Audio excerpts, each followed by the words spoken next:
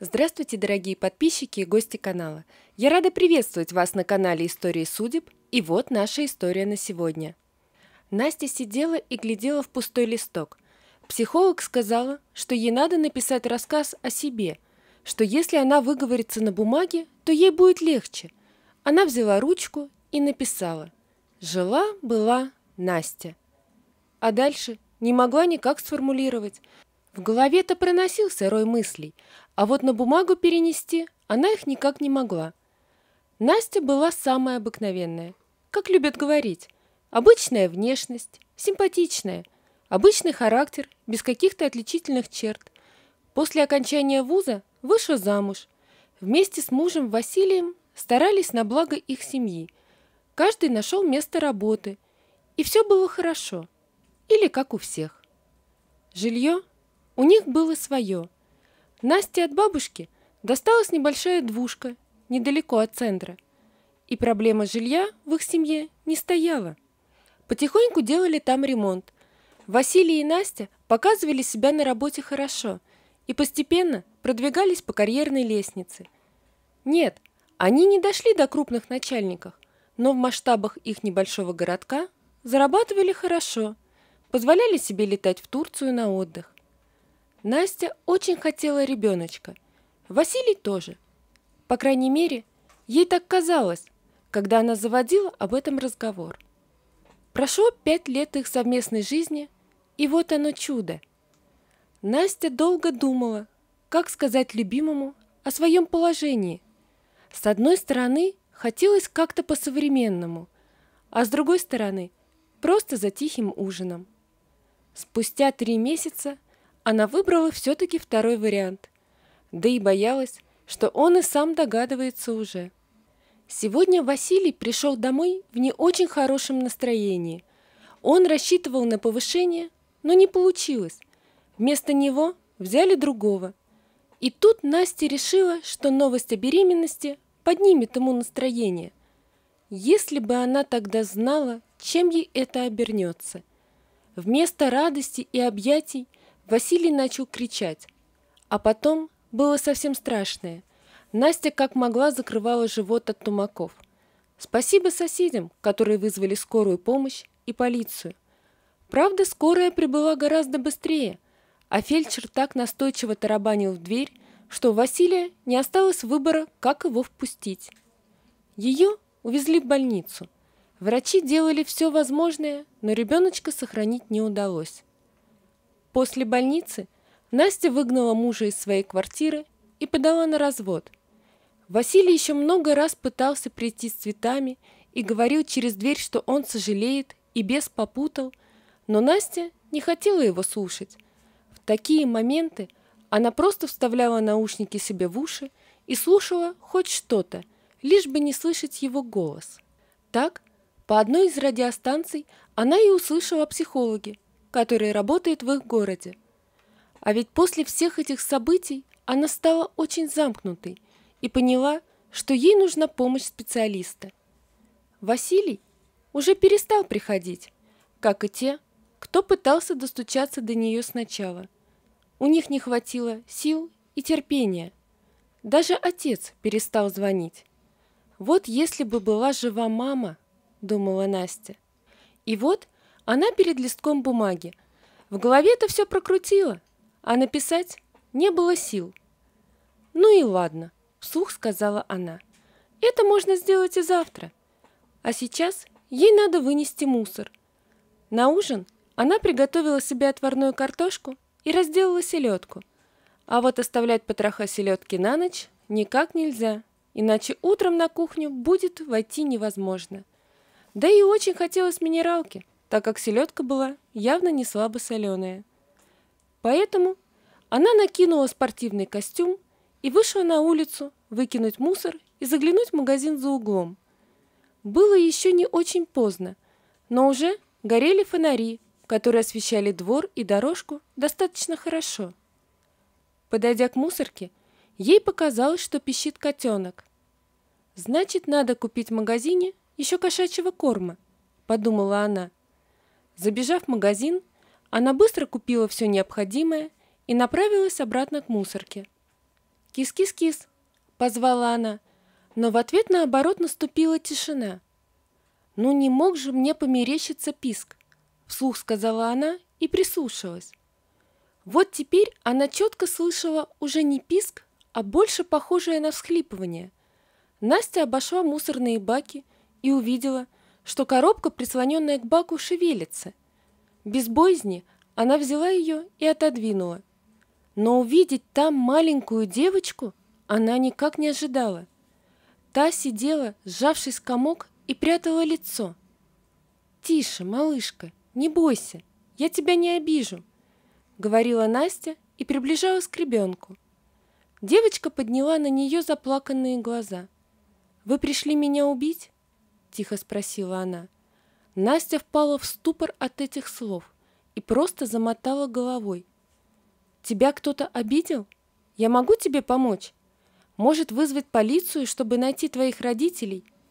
«Не надо полицию», — чуть ли не криком сказала девочка. Настя не знала, что предпринять. У нее было мало опыта общения с маленькими детьми, и она решила действовать как может.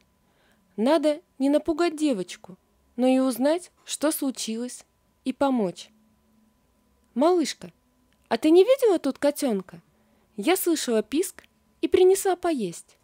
«Нет, не слышала». «Может, это я приняла тебя за котенка? Хочешь кушать? У меня дома есть вкусный ужин. Пойдешь со мной?» «А вы точно меня не обидите?» «Обещаю. И давай оставим корм для котенка. Вдруг он спрятался и попозже придет». Настя расстелила пакетик и выложила на него корм. Девочка ей помогала.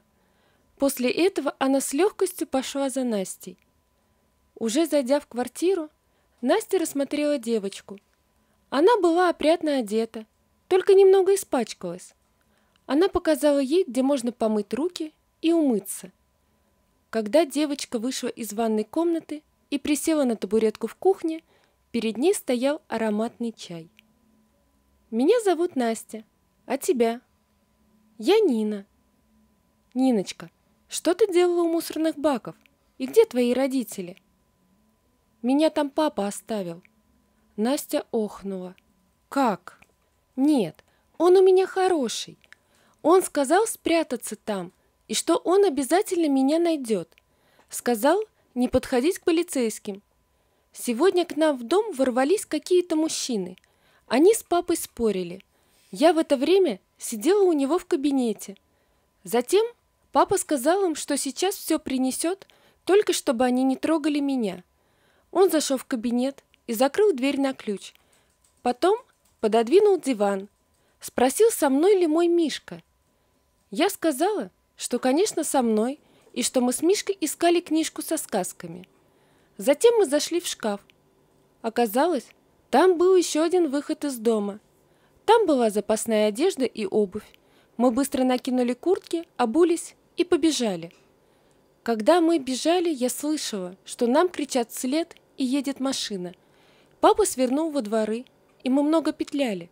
В конце концов, он спрятал меня у мусорки, прикрыв картонкой. Вот там вы меня и нашли. Нина говорила так по-взрослому. «Нина, а сколько тебе лет?» «Почти 7. Я уже взрослая и пойду осенью в школу». Тут раздался звонок в дверь. «Странно», — подумала Настя, — «гости к ней не ходят». Выглянув в глазок, она увидела 2 амбалов. «Вам кого?» «Извините, мы ищем маленькую девочку. Она потерялась. Наш начальник шкуру с нас спустит, если мы ее до ночи не вернем». Настя повернулась к Нине. Та замотала головой и всячески показывала руками, что ее тут нет. «Я живу одна и никого не видела». «Если увидите, то позвоните. Мы оставим визитку в двери». Они ушли. В этот момент Настя была рада, что живет на 5-м этаже и что у нее настолько плотные шторы, что не видно, кто сидит на кухне. Она вышла на балкон и аккуратно смотрела, пока не увидела, что черный джип уезжает. «Тетя Настя, это их голоса я слышала в доме». «Нина, сейчас уже поздно, и многие соседи не откроют двери и даже не подойдут к ним. А вот утром все выйдут на улицу, и нас кто-то довидел из любопытных соседей. Надо уезжать отсюда, и чем быстрее, тем лучше. В небольшую спортивную сумку Настя покидала вещи первой необходимости, документы и деньги. Нашла свою черную толстовку на молнии и накинула на Нину. Так, украдкой, они вышли из дома. В ближайшем банкомате Настя сняла с карточки все деньги, что у нее были, и они поехали на пригородный вокзал. Нужная им электричка подошла только через 2 часа, но за это время никто не обращал внимания на женщину с девочкой, сидящих на лавочке и мило разговаривающих. В этой электричке билет можно было купить прямо внутри, и не требовались документы. Уже через час они были на месте. Была ночь, и Нине стало немного страшно. «Тетя Настя, а вы увидите тут дорогу?» «Не переживай, солнышко. В этой деревне я провела много времени, но мы идем не в дом в самой деревне, а в старый домик лесника. Там нас никто не будет искать. О нем мало кто помнит, только старожилы деревни. А мобильный телефон я оставила дома». Через минут 40 они открыли скрипучую калитку. Зайдя в домик, Настя увидела, что все на своих местах. Дядя Петя, друг ее дедушки, был лесником и часто брал Настю с собой. Бабушка с дедушкой были не против. На улице был конец весны, и ночи были уже теплые. Поэтому, чтобы не привлекать лишнее внимание, Настя не стала топить печь, а они просто укрылись теплыми одеялами, перекусив перед сном бутербродами из дома. Утром они проснулись от пения птиц. Настя залезла в погреб и нашла консервы. Через день она сама сходила в деревню в магазин за провизией. Нину не стала с собой брать, так как пошла не в родную деревню, где ее мог кто-то вспомнить, а подальше. Захваченная походная сумка на колесиках дяди Пети очень пригодилась. Так Настя набрала нескоропотившихся продуктов с запасом. Прошла неделя. В город возвращаться они все еще боялись. «Нина, а папа не сказал, как он тебя найдет?» «Не сказал, но он у меня хороший и крутой. Он всегда держит обещания. А тебя не будут искать?» «Нет, милая, только на работе может спохватиться, но мне все равно. Мне давно надоела эта работа, и я туда ходила только для того, чтобы не оставаться дома одна и что-то зарабатывать. Пока нам с тобой хватает на продукты, а еще скоро будут ягоды в лесу и травки, из которых можно заваривать чай». Они сидели на крыльце и любовались закатом. Вдруг из-за забора послышался непонятный звук. Кто-то шебуршал в траве. «Нина, иди в дом, а я посмотрю». Девочка быстро забежала домой и закрыла щеколду. А Настя, вооружившись большой палкой, пошла на звук. Выйдя за калитку, она никого не увидела, а потом опустила глаза вниз. Недалеко от нее сидел и смотрел прямо в глаза небольшой черненький щенок. Она подняла его на руки и пошла домой. «Нина, открывай, все хорошо. Смотри, кто пришел к нам в гости». Нина распахнула дверь и чуть не завизжала при виде щенка. И откуда он здесь? Неужели кто-то выкинул в лес? Бросать мальца было нельзя, и они оставили его себе. «И как мы его назовем?» «Татошка, как в моей любимой сказке». Вот так втроем они прожили еще 2 недели. Утром они проснулись от шума приближающихся машин. Такой шум в лесу слышно издалека. Он сильно отличается от природы. Настя разбудила девочку и сказала лезть в погреб. Уже через минуту в дверь дома громко постучали. На трясущихся ногах Настя открыла. Перед ней стоял мужчина в костюме и еще 2 поодаль. Но среди них не было тех амбалов. «Вы к кому?» «Здравствуйте, тут моя дочка. Я приехал за ней».